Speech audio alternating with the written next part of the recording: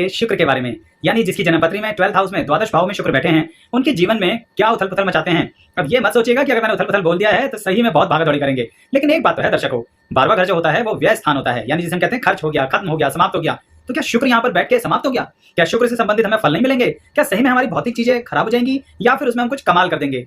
बहुत विस्तार से बताने वाला हूं, इत्मीनान से देखिएगा वीडियो को। स्किप का 12वें घर में बैठा है तो सबसे पहले आपकी पर्सनैलिटी पर क्या प्रभाव डालेगा। देखिए दर्शकों, पर्सनैलिटी जो होती है ना, वो हमारी बचपन से बुढ़ापे तक बदलती रहती है, तो इसलिए मैं उसके अनुसार ही पूरी कहानी बताने वाला हूं। यहाँ पर शुक्र 12वें घर में बचपन में आपको थोड़ा सा छुपा के रखता है। अब ये छुपा के रखने का क्या मतलब है? इसका ये मतलब है कि आप लोगों को चुपचाप देखते रहते हो, समझते रहते हो, पर अपनी क्वालिटी बिल्कुल नहीं दर्शाते। वो बात अलग है कि आप खेल कूद में बहुत आगे होते हो, आप स्पोर्ट्स की एक्टिविटी, यानी जो मैंने बोला खेल कूद, साथ के साथ आप नेशनल लेवल तक खेलने का दम रखते हो। कहने का मतलब शुक्र यहाँ पर सबसे पहले आपको ये फल देता है कि जाओ खेलो और खाओ और मस्ती करो। तो इसलिए बचपन में ये कार्य आपने सबसे ज्यादा किया है। लेकिन साथ ही शुक्र यहाँ पर एक बात और कहते हैं आपसे कि अपनी आंखों को बचा कर रखना दर्शकों, क्योंकि यहाँ पर 12वें घर के शुक्र आपकी आंखों पर कहीं अटैक ना कर दें। कभी कभी मैंने देखा है 12वें घर के शुक्र को कि किसी लोगों की आंखों में चोट लग जाती है, बहुत बड़ी दुर्घटना हो जाती है और फिर आंखें रिवाइव करने में बहुत दिक्कत आती है, और ये बात कम उम्र में ही हो जाती है दर्शकों। तो इसलिए थोड़ा सावधानी अधिक बरतिए। आफ्टर ऑल आप स्पोर्ट्स एक्टिविटी में इन्वॉल्व होने वाले व्यक्ति हैं, तो इसलिए ऐसा ना हो कि कोई आंखों के साथ घटना घट जाए। अब जैसे जैसे जिंदगी में यंग होगे तो 12वें घर का शुक्र बहुत प्रभाव डालने वाला है, यानी वो अब आपसे कहेगा कि आपके अंदर एक स्पेशल क्वालिटी आपकी पर्सनैलिटी में डाल देते हैं।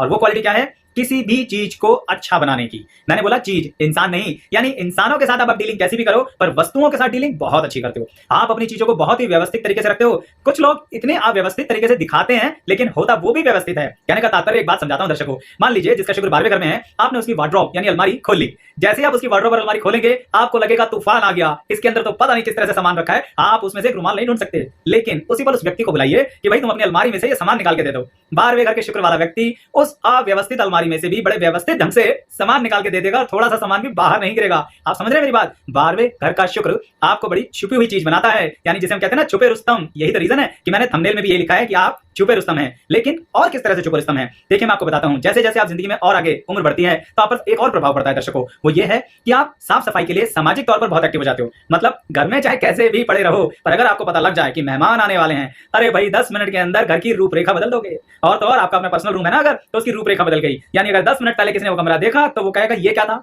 और अब वो देखेगा तो भाई चमक गया कमरा। यानी आप बेसिकली आलसी नहीं हो, दिखाते जरूर हो। उसका कारण है दर्शकों, 12वें घर का शुक्र आपको ऐसी कैपेसिटी देता है जिसके कारण आप किसी भी चीज को बड़े प्यार से मैनेज करते हो। आपको कोई भी काम दे दें, आपको उसको मैनेज करना बहुत अच्छा लगता है, लेकिन इंसानों को नहीं, चीजों को।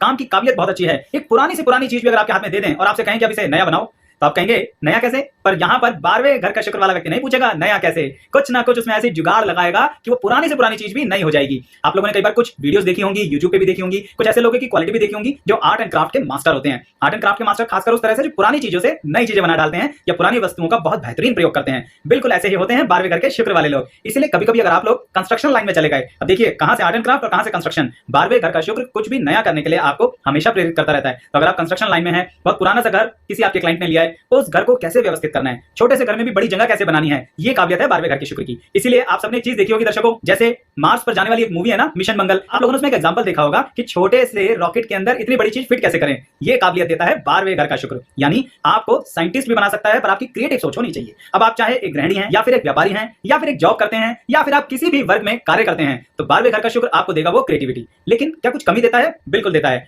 अभी बताता हूं दर्शकों। लेकिन पहले एक महत्वपूर्ण सूचना कि अगर आप ये देखना चाहते हैं कि शुक्र अन्य घरों में बैठ के कैसा फल देंगे, तो आप मेरी वीडियोस देख सकते हैं, जिसको आपको करना क्या है, सिर्फ इस वीडियो के डिस्क्रिप्शन बॉक्स में जाना है। अगर आप मंगल के बारे में जानना चाहते हैं कि मंगल जगह कि 12वें घर का शुक्र कुछ कमी करता है, एक कमी कर देता है। वो क्या कमी कर देता है? आप कभी कभी अपने लोगों के साथ कुछ ऐसा व्यवहार कर देते हो कि उन्हें छोड़ के चल देते हो। आप कहेंगे आचार्य जी हमने कभी किसी को नहीं छोड़ा, बात तो सही है, कभी किसी को नहीं छोड़ा, पर छोड़ के चल देने का मतलब क्या है कि या तो काम होगा मेरे अनुसार, नहीं तो अब हम हो जाएंगे नाराज। ये एक कमी कह लीजिए या काम कराने का एक तरीका कह लीजिए, पर आपके अंदर ये होता जरूर है, क्योंकि आप हो जाते हो थोड़े से जिद्दी। मनमानी तो करनी है तो बाय हुक या बाय क्रुक अपनी बात मनानी ही मनानी है और मनवा लेते हो।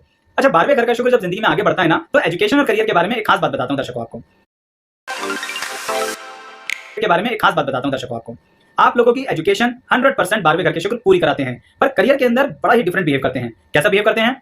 देखिए, आप लोगों ने जो पढ़ाई करी होती है, कई बार आप उससे बिल्कुल विपरीत दिशा में जाके कार्य करते हैं। ऐसा क्यों है? उसका एक खास कारण है। 12वें घर के शुक्र, मैंने आपसे बताया ना कि क्रिएटिविटी देते हैं, तो इसलिए जैसी आपने पढ़ाई करी, अगर उसमें किसी भी तरह का मजा नहीं आया तो क्वालिफिकेशन पूरी कर लोगे, फिर दूसरी दिशा में चले जाओगे।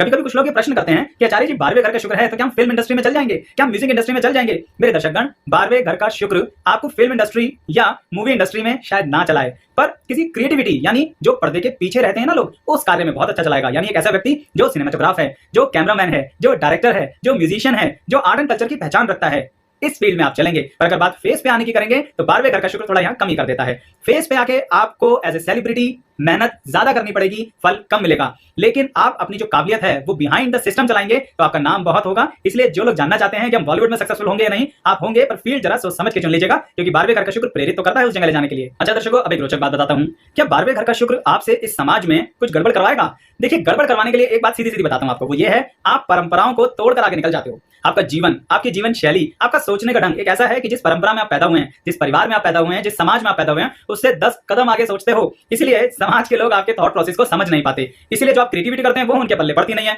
लेकिन जब आप उससे कमाते हो, यानी कमाई करते हो, पैसा कमाते हो, तो लोग कहते हैं भाई कमाल हो गया, ये व्यक्ति तो ज्यादा कुछ करते नहीं थे और आज देखो क्या बिंदास अर्निंग कर रहे हैं। ये बात मैं इसलिए कह रहा हूं मेरे दर्शकगण कि आपकी परंपराओं को तोड़ते हुए आगे बढ़ने की जो ताकत है ना, कृपया करके उसको लाइटली मत लिया करें। वो बहुत बड़ी ताकत है जो शुक्र ने आपको कूट कूट के दी हुई है। साथ में शुक्र यहाँ पर एक दुष्प्रभाव भी देते हैं, वो ये, किसी ना किसी रूप में आपको कोई ना कोई रोग जरूर दे देंगे। और रोग भी ऐसा दर्शकों जो सुधरने का नाम ही नहीं लेता, या ये कह लीजिए कि रूप बदल बदल कर सामने आता है। मैंने वीडियो की शुरुआत में बताया था दर्शकों कि आंखों को लेकर दिक्कत हो सकती है, कुछ लोगों को और कुछ नहीं तो बॉडी में इंफेक्शन हो जाएगा। कई बार मैंने कुछ व्यक्तियों को देखा है जिनकी एक उम्र के बाद हाथ कांपने लगते हैं, यानी बॉडी कांपने लगती है। 12वें घर का शुक्र कुछ ऐसा रोग लगा देता है। इसलिए कह रहा हूं दर्शकों कि कुछ ना कुछ रोग शरीर में दे देते हैं 12वें घर के शुक्र। अब जब रोग की बात कर रहा हूं तो धन की चिंता तो अवश्य होगी, तो क्या 12वें घर के शुक्र हमारा सारा धन खर्च कर देंगे?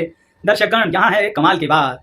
आप सबसे पहले ये जानिए कि आप धन को इकट्ठा कैसे करते हैं। देखिए, आप किसी भी काम में हो, नौकरी में हो, व्यापार में हो, या फिर घर गृहस्थी में रहने वाले व्यक्ति हो, आपको ना रिसर्च करने की बहुत अच्छी आदत है। चुपचाप चुपचाप रिसर्च करते हो, चिल्ला चिल्ला के नहीं करते कि हम ये ढूंढ रहे हैं, वो ढूंढ रहे हैं। किसी भी मार्केट के बारे में जानना हो, किसी भी प्रोडक्ट के बारे में जानना हो, इवन आपको अपनी पर्सनल शॉपिंग करनी हो, तो भी पहले रिसर्च पूरी करोगे, सब खंगाल लोगे, उसके बाद जाके जहां सबसे बढ़िया, अच्छी क्वालिटी का और रेटों में भी उत्तम मिलेगा, वहां से वो चीज निकाल के लाओगे और बताओगे भी नहीं किसी को। ये बात का क्या कनेक्शन रहा? इसका मतलब ये रहा दर्शकों कि पैसे के मामले में आप ऐसे ही कुछ खर्च नहीं करते। वैल्यू, पूरी वैल्यू मिलनी चाहिए पैसे की, आखिरी पैनी तक का फायदा होना चाहिए। यही है 12वें घर के शुक्र का फायदा।